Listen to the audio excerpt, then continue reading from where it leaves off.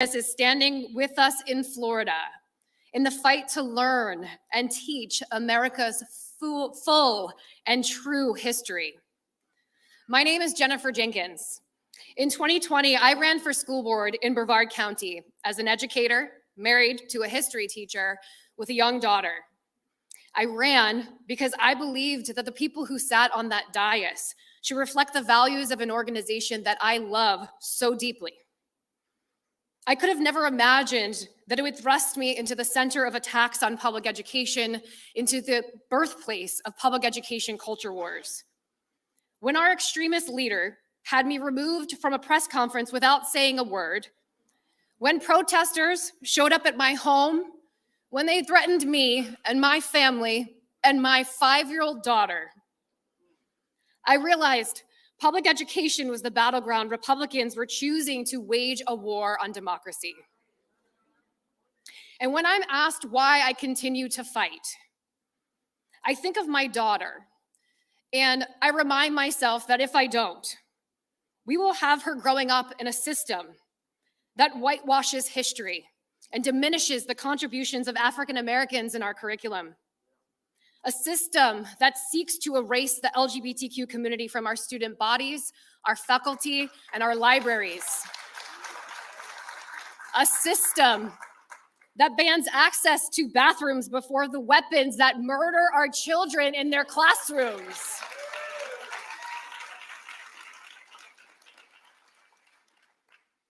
I would say to our visitors today, welcome to Florida. But one thing our Republican leadership has made very clear is that Florida isn't welcoming at all. And I can tell you, as a Democratic school board member on the front lines of this educational war, it's not welcoming to our students, our teachers, and our parents either. I would have never imagined a day when I would be so fortunate to introduce the Vice President of the United States of America. Vice President Harris has fought for fundamental freedoms throughout her entire career.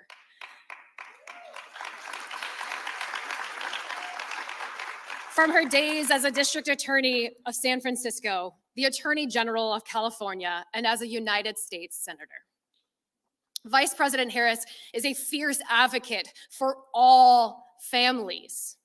She believes in the importance of teaching America's full history when we educate the young leaders of tomorrow, as we fight for a more perfect union.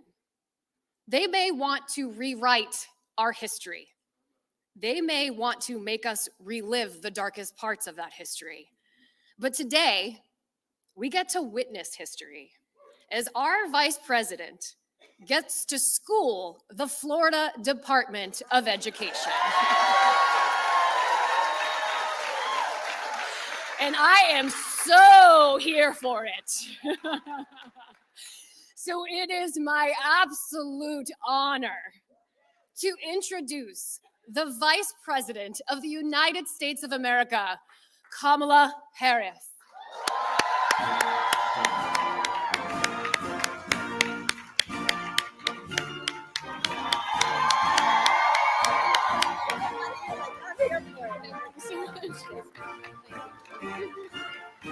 Good afternoon, everyone. Good afternoon. Good afternoon. Good afternoon.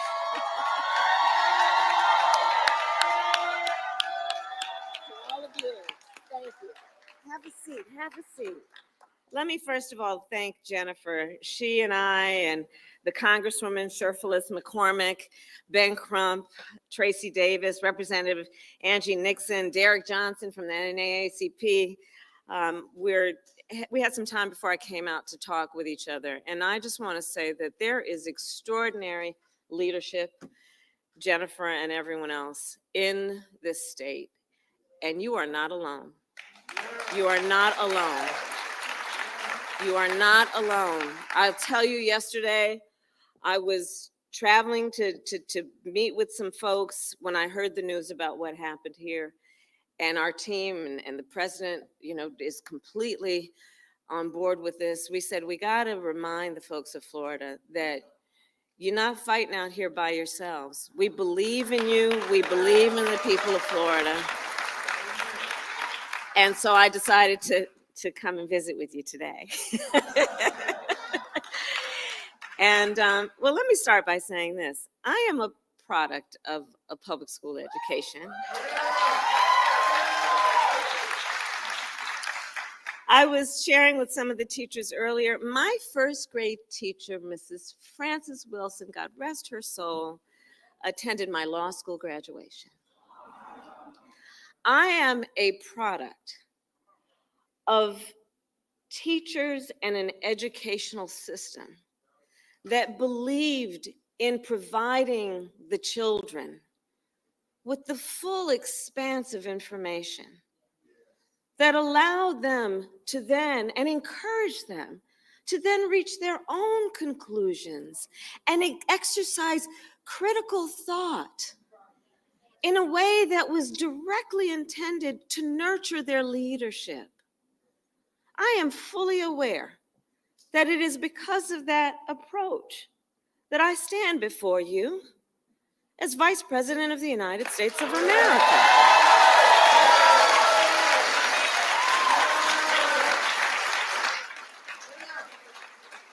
So when I think about where we are today and who we are as a community of people, within the beauty of the diversity that I see in front of me, I know that there are many things we share in common.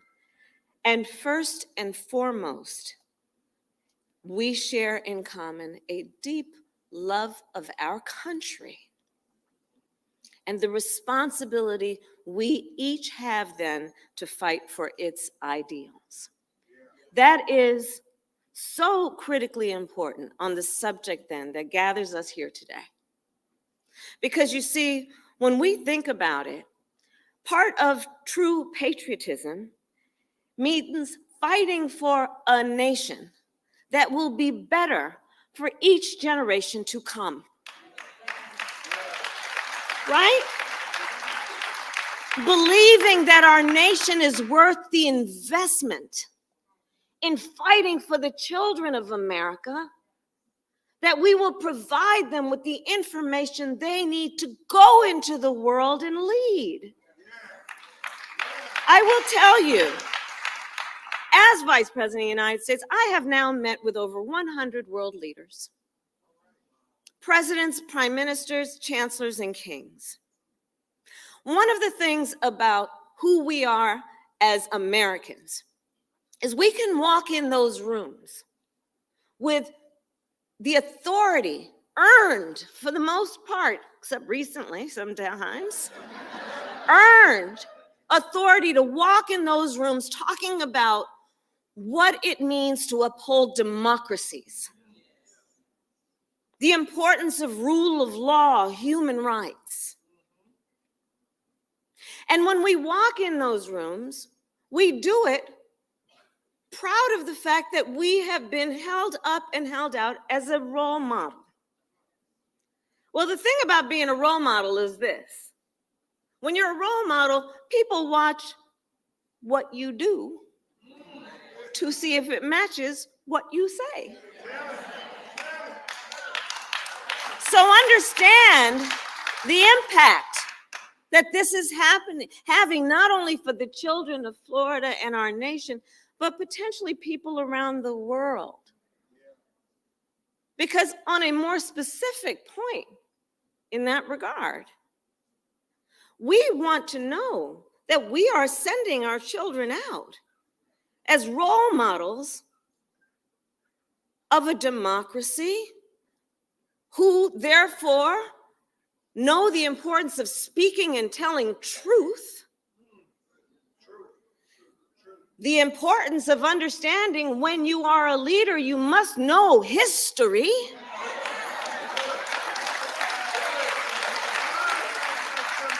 And by the way, be really clear. Be really clear. All the folks that we would go out and send our children to go and meet around the world are clear about our history. And we're going to send our own children out to not know what it is? Building in a handicap for our children that they're going to be the ones in the room who don't know their own history when the rest of the world does? Think about this for a moment. The levels of proportion.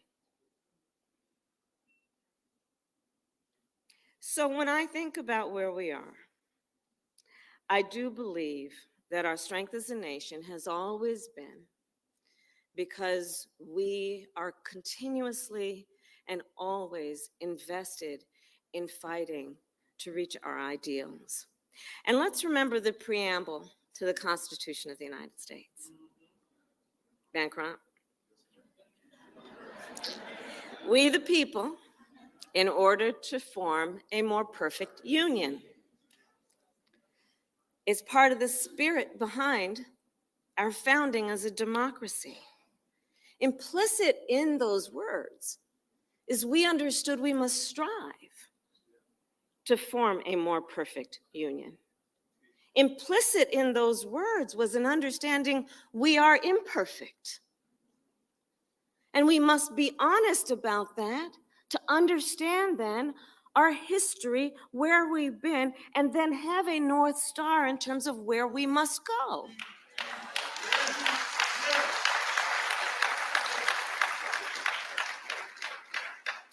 So when I think about what is happening then here in Florida, I am deeply concerned. Because let's be clear, I do believe this is not only about the state of Florida, there is a national agenda afoot.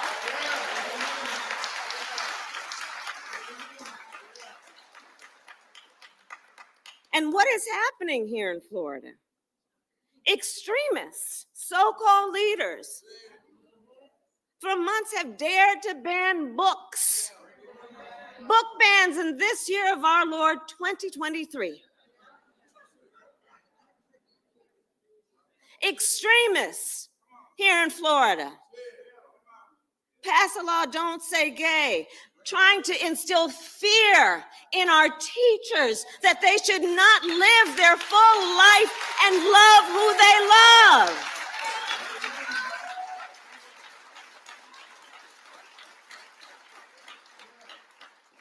And now, on top of all of that, they want to replace history with lies.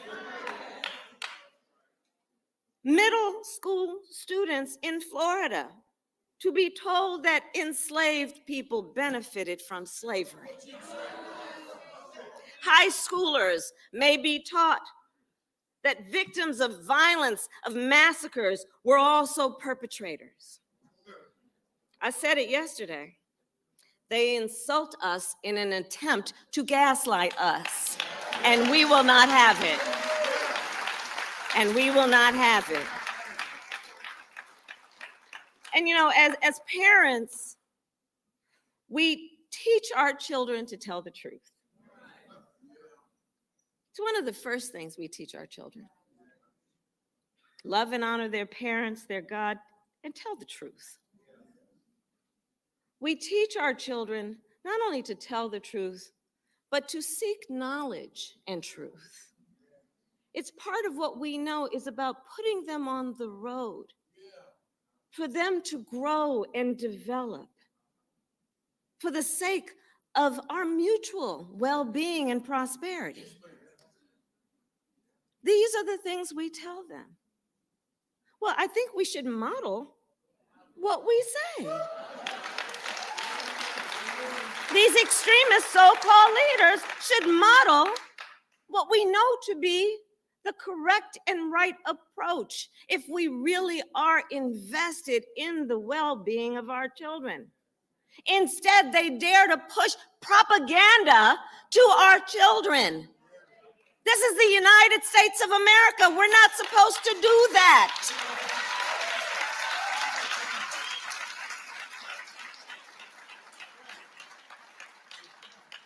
And here's the other piece about this.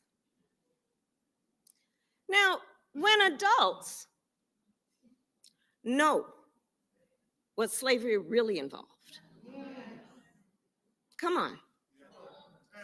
Adults know what slavery really involved. It involved rape. It involved torture. It involved taking a baby from their mother. It involved some of the worst examples of depriving people of humanity in our world. It involves subjecting to people the requirement that they would think of themselves and be thought of as less than human. So in the context of that, how is it that anyone could suggest that in the midst of these atrocities, that there was any benefit to being subjected to this level of dehumanization?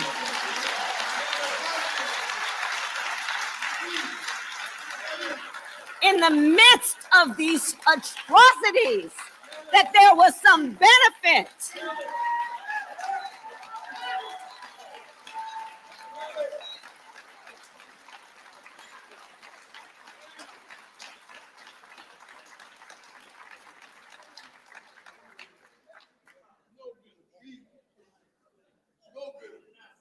So it is not only misleading, it is false, and it is pushing propaganda.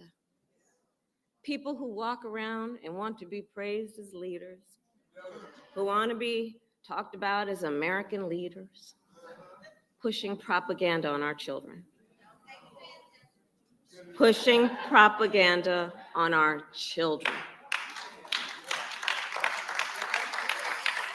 And when we think about it, you know, when we send our children to school as parents, we want to know that they are being taught the truth.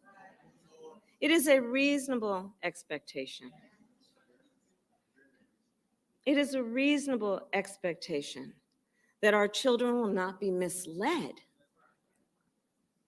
And that's what's so outrageous about what is happening right now.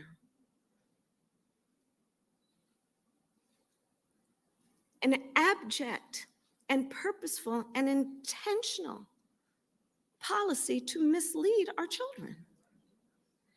And so let us be clear, teachers want to teach the truth. Teachers want to teach facts.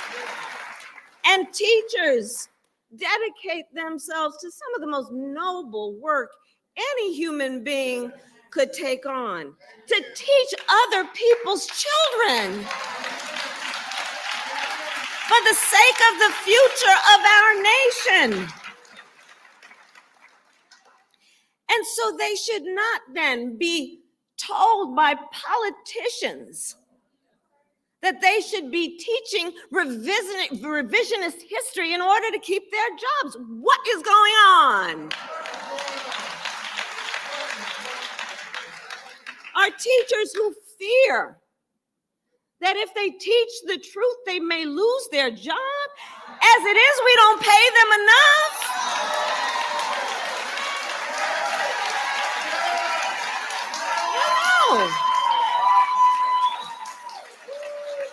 I know.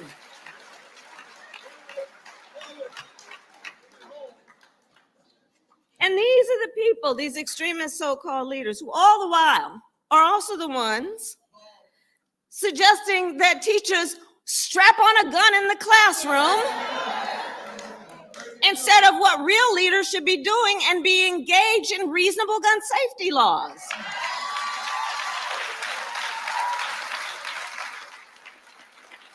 These are the same extremist leaders, so-called leaders, who make teachers fear losing their job for having a photograph of their spouse on their desk. But let's be clear. On this issue, this is not the first time in history that we've come across this kind of approach. This is not the first time that there are powerful forces that have attempted to distort history for the sake of political ends. Think about in the past how we have seen attempts to minimize and even deny the Holocaust.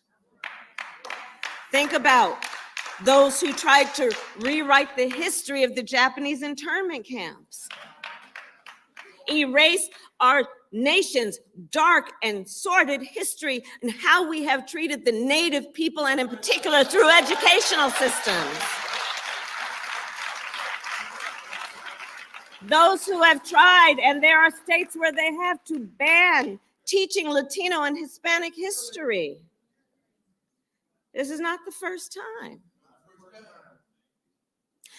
But when we think about it then in the context in which we should, understanding there is a national agenda afoot, understanding that there are many aspects of our history that some would like to overlook, erase, or at least deny, let us think about then what this creates as a moment for us to also then rededicate ourselves to the coalition. Our responsibility at moments like this to understand nobody should be made to fight alone. We are all in this together. And take a look, because there are a lot of teachers here. I think so. I'm going to tell you, one of the things I love is Venn diagrams. Any math teachers in the room? I love Venn diagrams. And I have done an exercise of looking to see from where are we seeing the attacks on things like voting rights, LGBTQ rights, a woman's right to make decisions about her own body, book bans. And you will not be surprised to know a lot of them revert to the same source. So let's think about this then as an opportunity to build back up the coalition of all people who believe in our foundational and fundamental truths. The truth that we are and will be a more perfect union when we fight for justice, when we fight for equality, when we fight for fairness, guided by a belief in who we are as a nation and telling our truths. And I'll close with this. History has shown us that in our darkest moments, we have the ability to unite and to come out stronger. We know e pluribus unum, out of many one. That is who we are in this room, out of many one. Americans who came here through Ellis Island, Americans who were kidnapped and brought over on slave ships, Americans who are native to this land. Our history as a nation is born out of tragedy and triumph. That's who we are. Part of that is what gives us our grit. Knowing from where we came, knowing the struggles that we have come through, and being stronger in our dedication to saying no more and not again. It is part of what makes up the character of who we are as America. So let's reject the notion that we would deny all of this in terms of our history. Let us not be seduced into believing that somehow we will be better if we forget. We will be better if we remember. We will be stronger if we remember. We fought a war to end the sin of slavery, a civil war. People died by the untold numbers in that war, many of whom fought and died because of their belief that slavery was a sin against man, that it was inhumane, that it was not reflective of who we believe ourselves to be as a country, and certainly not reflective of who we aspire to be. So who then would dare deny this history? Who would dare then deny that these lives were lost and why they were lost and what was the cause that they were fighting for and what were they fighting against?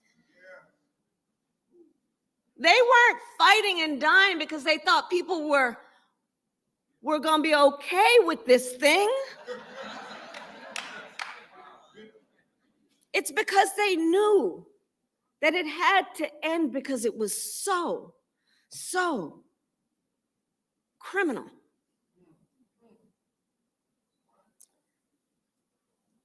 So we know the history, and let us not let these politicians who are trying to divide our country win. Because you see, what they are doing is they are creating these unnecessary debates. This is unnecessary to debate whether enslaved people benefited from slavery. Are you kidding me? Are we supposed to debate that?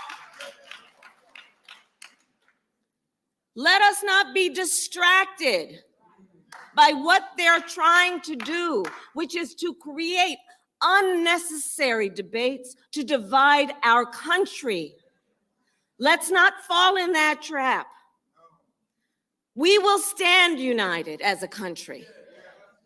We know our collective history. It is our shared history. We are all in this together. We know that we rise or fall together as a nation. And we will not allow them to suggest anything other than what we know. The vast majority of us have so much more in common than what separates us. And so let us stand always for what we know is right. Let us fight for what is right. And when we fight, we win. God bless you, and God bless the United States of America. Thank you.